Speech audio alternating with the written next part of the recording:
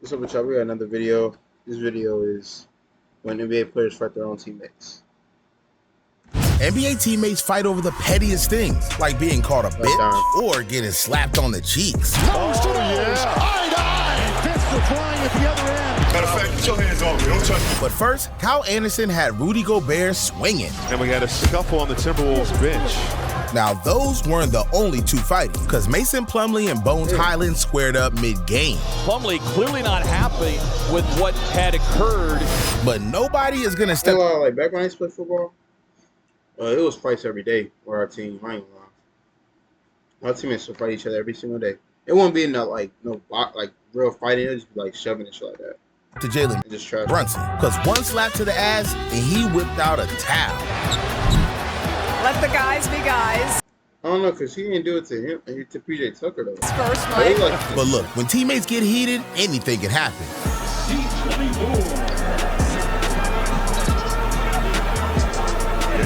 That man was ready to throw hands, and so was this next one. Because when DeAndre Jordan thought the play was over, Chris Paul was having a meltdown.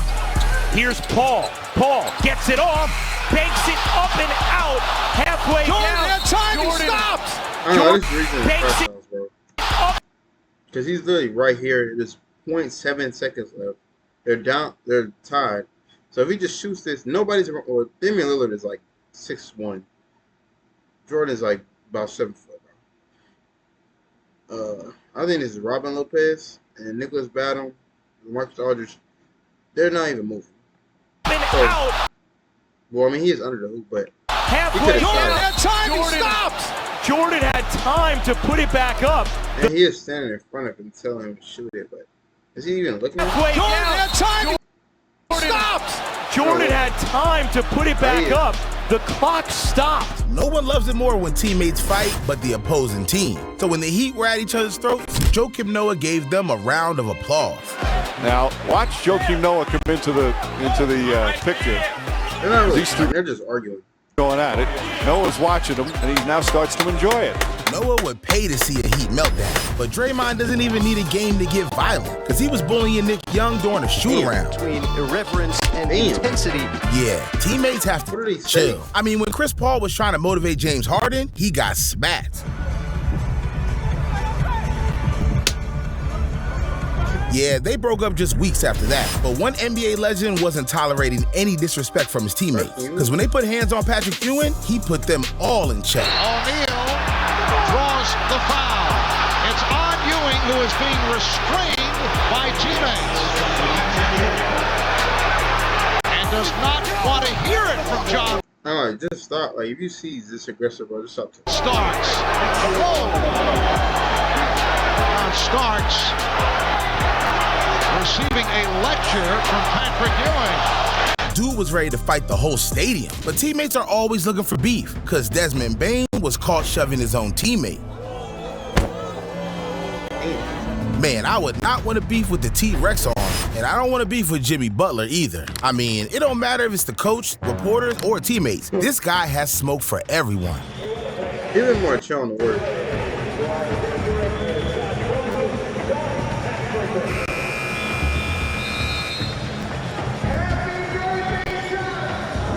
So, I mean, For teammates, this guy has smoke for everyone. everything.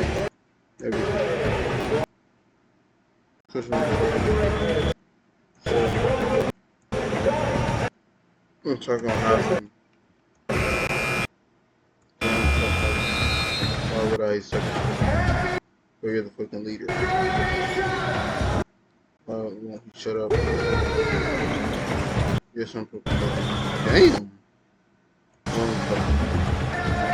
Man, Jimmy stays juiced up, but so is Kobe Bryant. Only he does it with his mind, because RP Kobe Bryant and rest in passage though. he used practice to put his wingman to the test. Matter of fact, get your hands off me. Don't touch me the rest of the scrimmage. Get your hands off me. Kobe was wild, but you could say the same for this next player, because during the game between the Lakers and the Bulls, Michael Jordan and Scottie Pippen had to wrestle Dennis Rodman to the ground. And Kersey knocks the ball away. Be careful. Here comes O'Neal.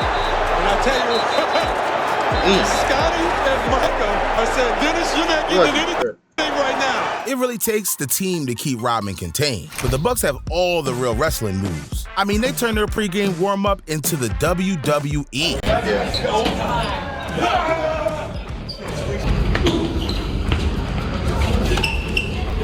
I just saw it was WWE though. When I was younger.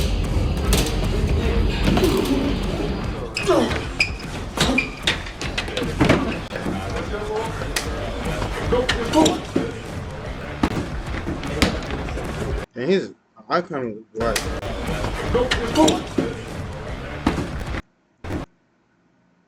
The fuck going on with his eye?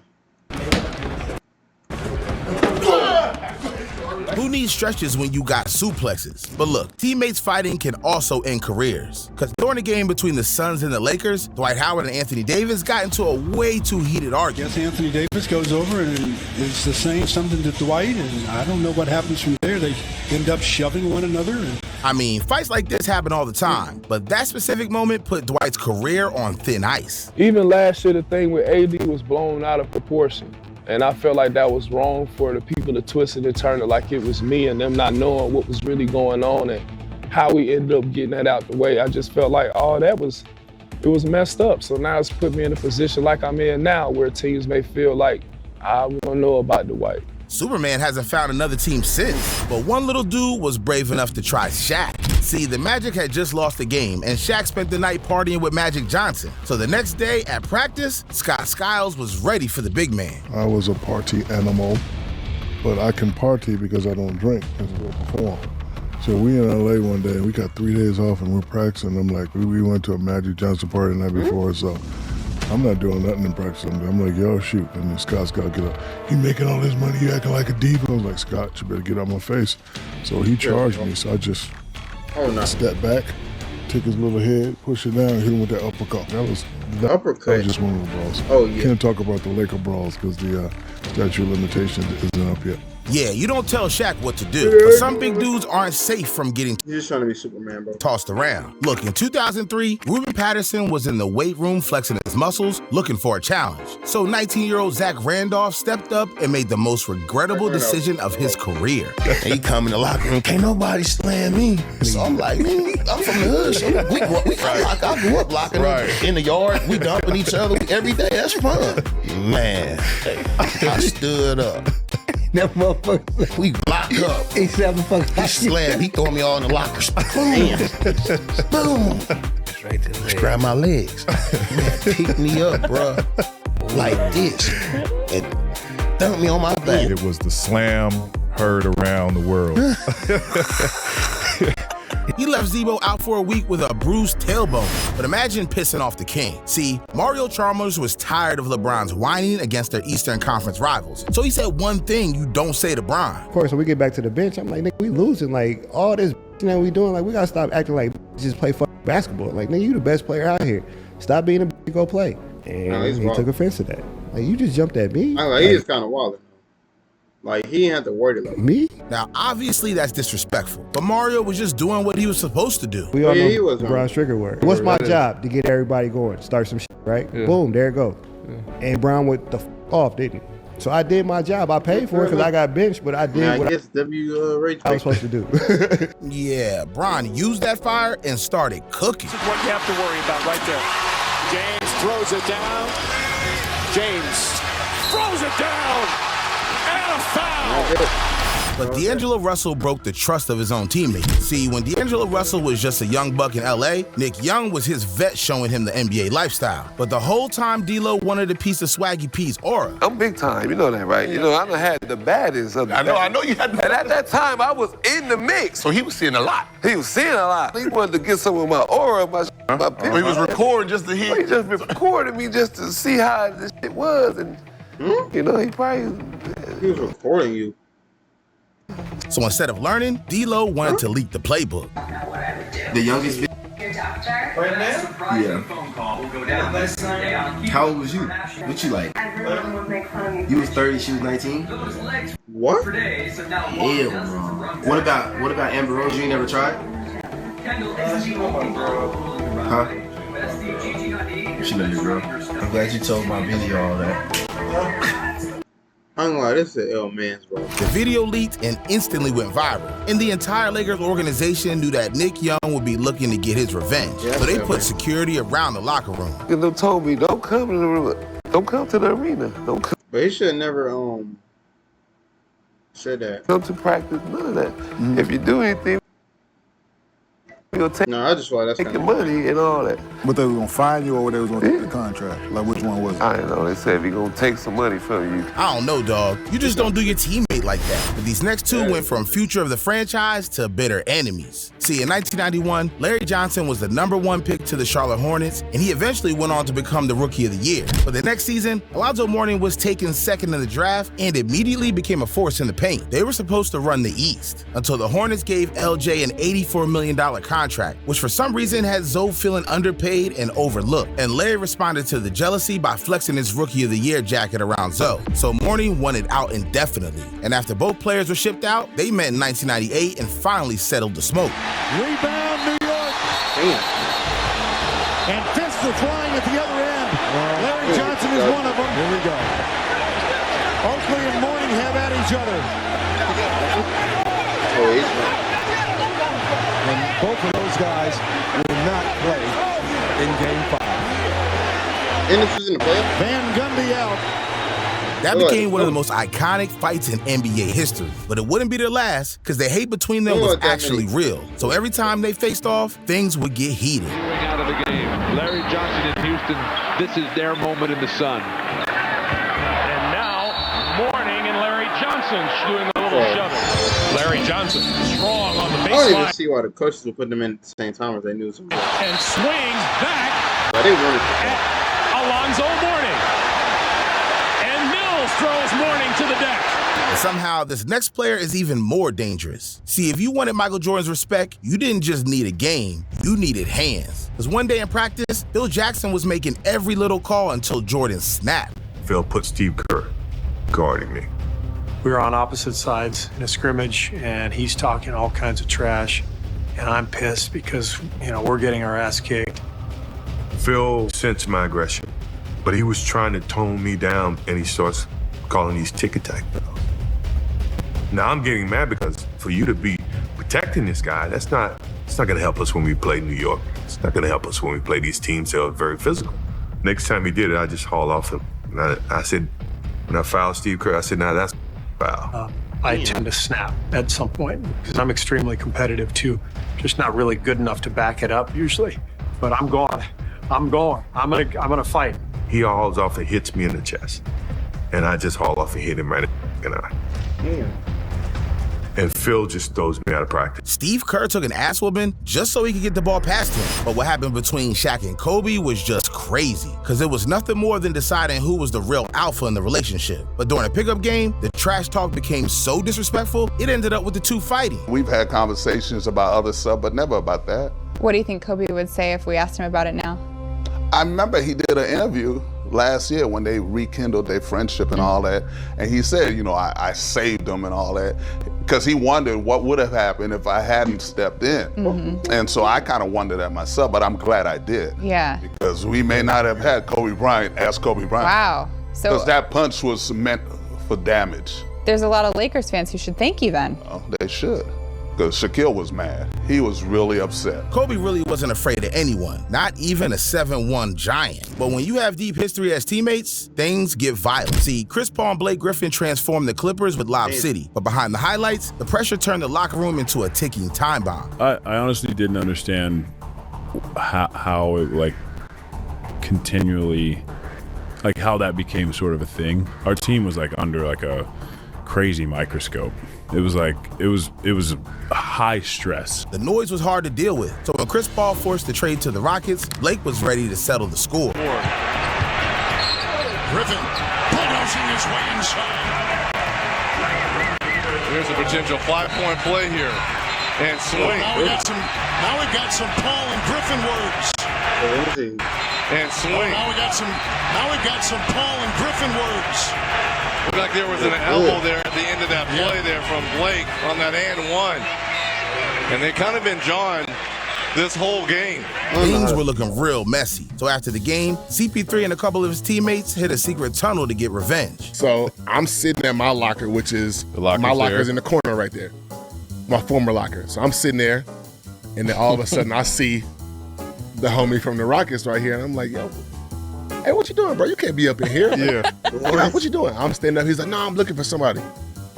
I'm looking for that motherfucker right there. Oh my God. And I'm like, nah, bro, you got to get out of here. You know, so I got my boot on. I'm trying to push my dog out of here because we have a relationship. I'm pushing him out of here. When I push him out to the hallway, I see the whole Rockets team. Yeah. You know what I mean? And I'm like, oh, shit. Bro, come on, what y'all doing? Like, no, we want to talk to so-and-so. We just want to talk to him. I'm like, y'all not talking to him. Right. All 15 of y'all want to talk to him? Yeah. No, that's not happening.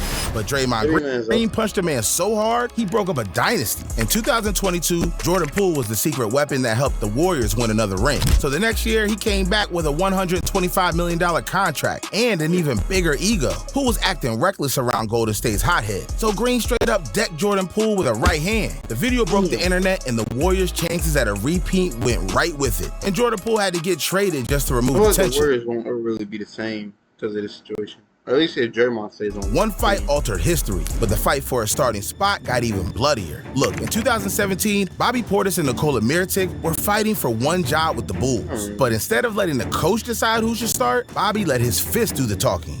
Portis and Mirotic appeared to be getting along just fine during the portion of Tuesday's Bulls practice. Things got heated later in the workout when both players became very aggressive towards each other. It culminated in Portis punching Mirotic in the face, sending him to the hospital with a concussion and some broken bones.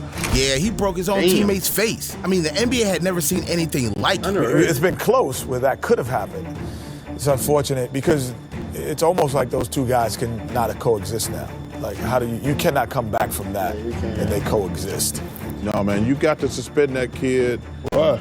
Because he punched It's a a guy work in his environment. face. So now you're really It's a work environment. You can't have fights in the work environment. Portis got suspended 8 games, but when he came back, he got his starting job. Meanwhile, Mirotic got shipped out a few months later. But Draymond Green is so on edge, he broke up what might have been the greatest team of all time. See, these two were chirping all season long. The talk was already separating the team, but one night in LA pushed things over the edge. Look, the Warriors were struggling against the Clippers, and on the final play of the fourth quarter, Draymond Green fumbled the game away. Timeout at 3.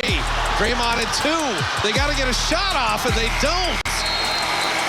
KD could not believe he didn't get the final shot, and their words got personal. Dre told KD straight to his face that he wasn't needed. So after Durant sacrificed his Achilles in the 2019 Finals loss, he knew it was time. How much did our argument I feel like Draymond is kind of like a villain. against the Clippers drive you to ultimately lead the Warriors?